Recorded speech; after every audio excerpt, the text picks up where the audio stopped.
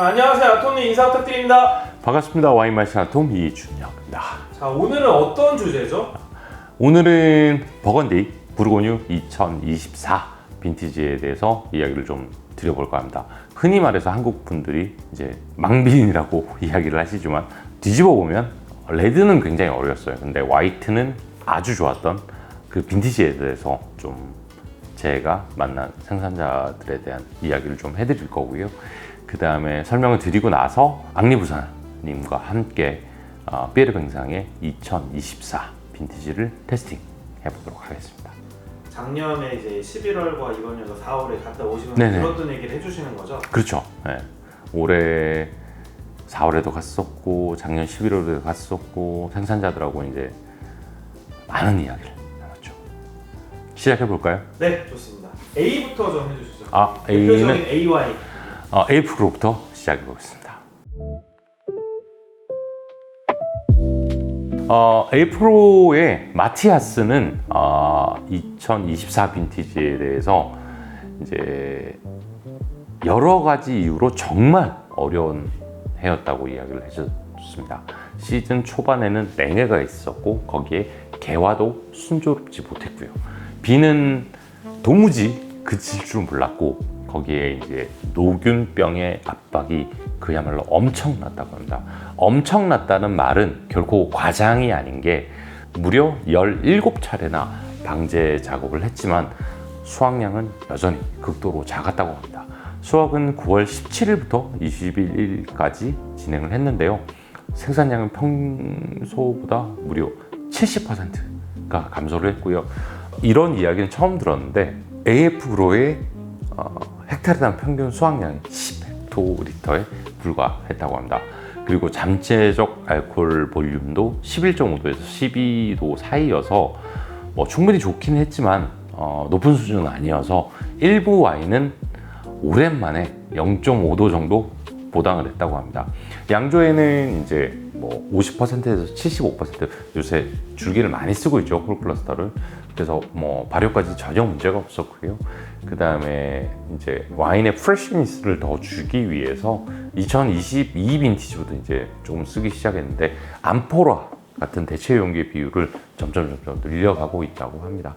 그리고 지금까지의 결과에 굉장히 만족하고 있고 암포라와 오크의 이상적인 비율을 찾기 위해서 굉장히 노력을 하고 있다고 합니다. 그리고 2024 빈티지에 대해서 이제 뛰어난 투명감과 에너지를 지닌 클래식한 레드 와인들이 생산을 했다고 이야기를 해줬고요. 지금 마셔도 충분히 좋다고 생각하고 있다고 합니다. 지금 마셔도 좋다? 빨리 드셔라. 오래 숙성시키긴 어렵다. 그래서 부르고뉴의 2024는 흔히 말해서 저희가 말하는 뽕따 하는 빈티지라고 생각하시면 됩니다.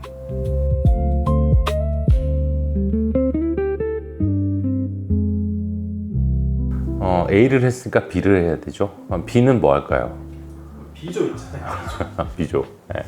가을에도 이야기를 했고 올해 봄에도 이야기했지만 이제 장요 비조는 2024 빈티지에서 이제 특유의 좀 간결하면서도 날카로운 표현을 했는데 수확량이 적었던 것이 차라리 다행이라고 이야기를 했습니다.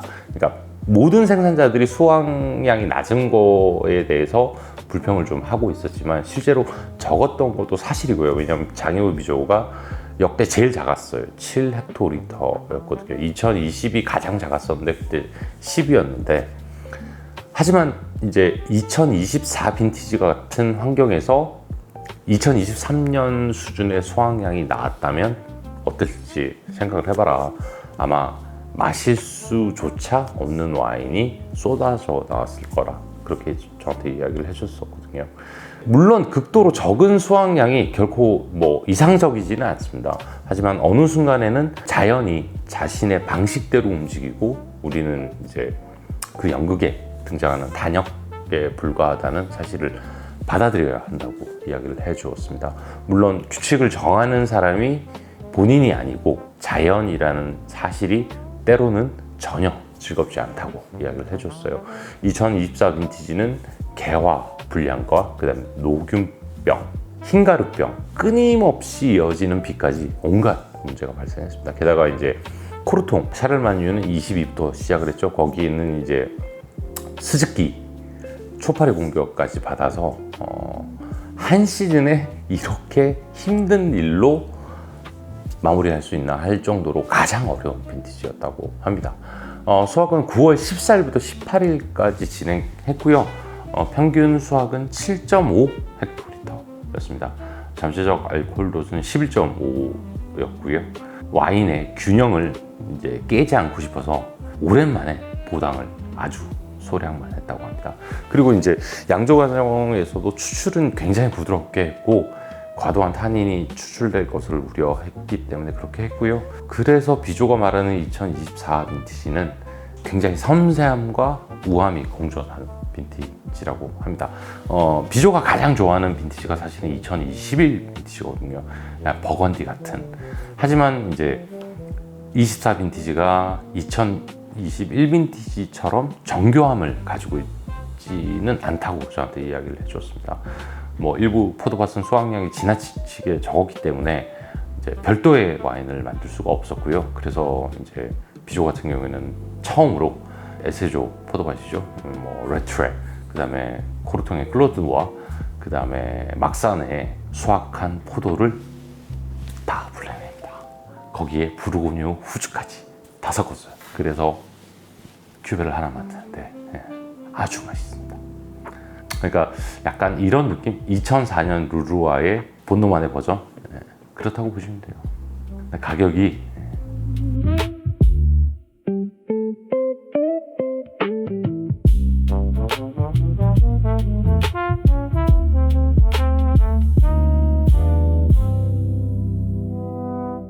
다음은 두 작 이제 설명해 드리겠습니다. 제레미 시스는 2024 빈티지에 대해서 사실상 처음부터 끝까지 예외적으로 어려운 빈티지라고 이야기를 했습니다. 비가 끊임없이 내렸기 때문에 포도밭이 제대로 마를 틈이 없었다고 이야기를 했고요. 당연히 노균병이나 흰가루병이 시즌 내내 압박을 했고요. 개화기도 순조롭지 못했습니다. 그나마 다행이었던 거는 이제 잿빛 곰팡이병, 즉 이제 보트리스가 발생하지 않았다는 것인데 수확은 9월 이제 거의 말이죠. 9월 19일부터 9월 25일까지 진행을 했고 구획별 수확량의 차이가 이제 굉장히 컸고요. 평균 수확량이 굉장히 낮았습니다. 그래서 이제 선별 작업도 분명히 필요했지만 워낙 작다 보니까 수확할 수 있는 게 많이 없었고요. 와인의 잠재적 알코올 볼륨은 12.1도에서 12.5도, 7도 사이였다고 합니다. 그래서 약간 0.5도 정도만 가볍게 보당을 했다고 합니다. 그리고 이제 오랜만에 100% 홀클러스터에 가까운 수준으로 와인을 발효를 했고요. 치명도 좀 짧게 가져간 편이고 이제 추출도 굉장히 부드럽게 했고 그래서 이제 제레미가 저한테 이야기하길 이제 알렉하고 똑같이 이야기하는데 이제 와인의 완성도가 본인이 생각했던 것보다 굉장히 높았다고 이야기합니다. 그래서 이제 좋은 와인이 나올 수 있다고 굉장히 기대를 했지만 또 그 정도로 훌륭한 와인이 나올 거라고 기대를 하지 않는 부분도 있었다고 합니다. 그리고 이제 이 와인이 시간이 지나서 이제 어떻게 좋아질지는 이제 사람들이 판단할 몫이고 와이너리에서는 일단 굉장히 만족을 한다고 이야기를 합니다. 그리고 추가적으로 두 작의 경우 2024년도에 모든 와인을 생산하지는 않았습니다. 그 정도로 이제 피해가 좀 심각했다는 거죠. 그렇죠. 거의 한 70%가 날라갔으니까.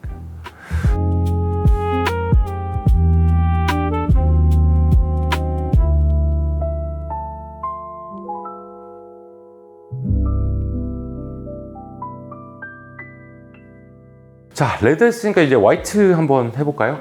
베누아 앙뜨, 아론 앙뜨 둘 다 저한테 이야기하는 부분 중에 하나가 특히나 화이트는 노균병이 굉장히 힘들었다고 합니다. 그래서 그 노균병이 포도 이제 송이를 직접적으로 공격을 했고, 근데 이게 굉장히 이례적이라고 이야기를 했어요. 그래서 이전에는 발생한 적이 아예 없는 현상이었다고 합니다. 거기에 이제 계속 비 내리죠. 그 다음에 또 북쪽은 코트드 릴은 아니지만 코트드 모는 거기에 이제 보트리스까지 겹쳤다고 해요. 그래서 말 그대로 모든 악조건이 한꺼번에 올려와서 뭐 육체적으로도 정신력으로도 무척 힘들었던 시즌이라고 합니다. 수학은 9월 이제 중순 14, 뭐 15, 그 사이에 이제 시작을 했고 3, 4일 만에 끝냈다고 이야기를 합니다. 그리고 이제 앞서 말씀드렸지만 곰팡이에 대한 압박이 워낙 심해서 선별 작업을 굉장히 빡세게 했다고 이야기하고요. 선별 작업 때문에 이제 수학 작업의 속도도 조금 늦어졌다고 합니다. 그래도 결과적으로 샤르도네 수확량은 그렇게 나쁘지 않았고요.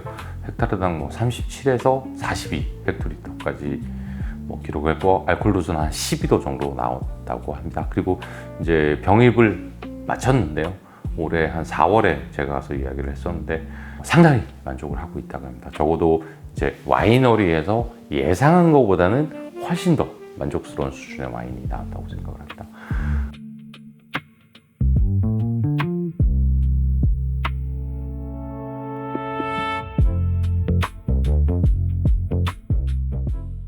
그리고 오늘 제가 뭐 왕리부산 영업 테스팅할 이제 삐르뱅상은 심지어 저 2번을 가서 방문을 했는데 2024년 강우량이 평년의 2배 정도였기 때문에 이제 굉장히 힘들었고 거기에 다행히 포도밭에 봄서리는 없었지만 이제 비가 너무 많이 와서 그 꽃과 어린 열매가 떨어지는 결실 분량이 굉장히 많이 나왔다고 해요. 거기에 이제 노균병, 흰가루병 뭐 통제하기 어려울 만큼 확산을 했고요. 굉장히 힘들었지만 거기에 이제 여름은 따뜻해야 되잖아요. 근데 서늘한 여름 때문에 이제 수령이 높은 포도나무들이 굉장히 힘들었다고 해요. 다행히도 9월 초에는 이제 서늘해지면서 맑은 날씨가 이어지고 이제 포도가 천천히 성숙했고 당도와 산도의 균형이라든지 포도의 위생 상태도 양호해졌다고 합니다. 뭐 레드와인은 9월 14일부터 수확을 했고 꼬르통 샤르마니는 9월 20일 수확을 마쳤다고 들었습니다. 그리고 뭐 포도는 항상 하듯이 작은 상자에서 이동을 했고 상태가 좋은 이제 포도만 선별을 해서 또 진동식 선별돼서 탕탕 털어서 좋은 포도만 가지고 했고요.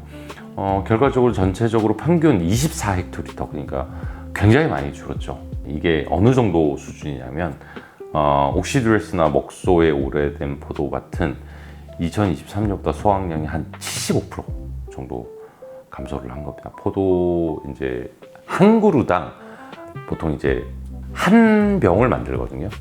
보통 일반적으로 와인을 만들 때. 근데 2024년은 와인 딱 2잔 분량으로 그렇게 작다던 거죠. 근데 대신 남은 포도가 그렇게 작았기 때문에 에너지가 굉장히 좋았고 이제 집중도가 굉장히 있는 포도를 만들었습니다. 뭐 배럴에서 느꼈지만은 기존의 르플레브의 스타일이 이렇게 15, 16, 17, 18, 19, 20, 22, 23 이렇게 굉장히 더운 빈티지의 와인들이 생산을 하다 보니 표현이 좀 그렇지만은 지금 버건디의 사람들이 바라보는 10년 안에 와인을 드셨던 분의 기준점은 약간 미국 스타일의 이제 굉장히 바닐라 뉘앙스의 열대 과일이 많이 나는 느낌인데 사실은 2024는 예전 스타일인 이제 농축미와 신선함, 굉장히 섬세함이 두드러지는 와인을 생산했고 삐르뱅상 같은 경우에도 2024 빈티지는 섬세함과 이제 퓨어리티가 돋보이는 빈티지라고 이야기를 해줬습니다.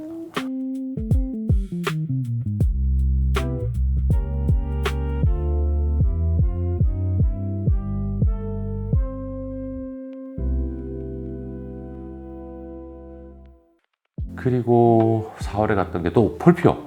폴피오도 쉽지 않은 해라고 이야기를 했고 겨울에 또 비가 많이 내리면서 2023년 지나가면서 이제 4년 들어갈 때 비가 와서 이제 포도밭에 수분이 충분히 있었지만 문제는 2024년 봄에도 계속 비가 내렸다는 거죠.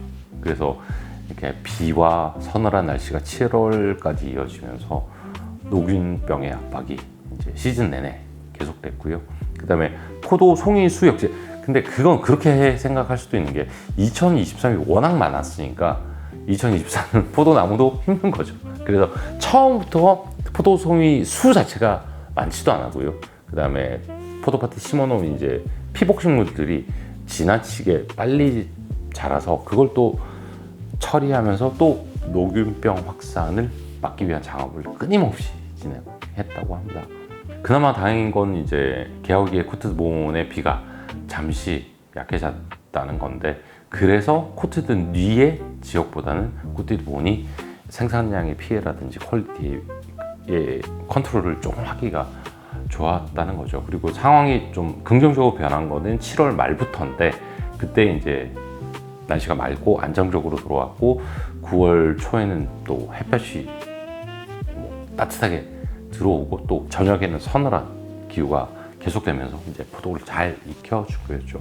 그 큰 일교차 때문에 포도도 천천히 숙성되면서 당도와 산도, 거기 향의 숙성도가 아주 좋다고 볼 수 있는 거죠. 생산량은 그렇게 많지 않았습니다. 25헥토리터 정도였고요. 2023년에 비해서는 이제 생산량이 절반 정도에 불과했습니다. 잠재적 알코올 도수는 10.5도로 꽤 괜찮았고, 그러니까 최근에 생산된 22, 23, 19, 20 이거에 비해서는 이제 굉장히 절제된 수준이었고요. 수확량은 작았지만 직접 제가 테스팅했을 때도 산도라든가 미네랄, 그다음에 굉장히 퓨어한 과실을 잘 표현한 와인이었습니다. 그리고 특이한 점은 이제 띠에리가 2024년에는 이런 빈티지의 퓨어리티와 섬세함을 표현하기 위해서 뉴오크를 전혀 사용을 하지 않았습니다.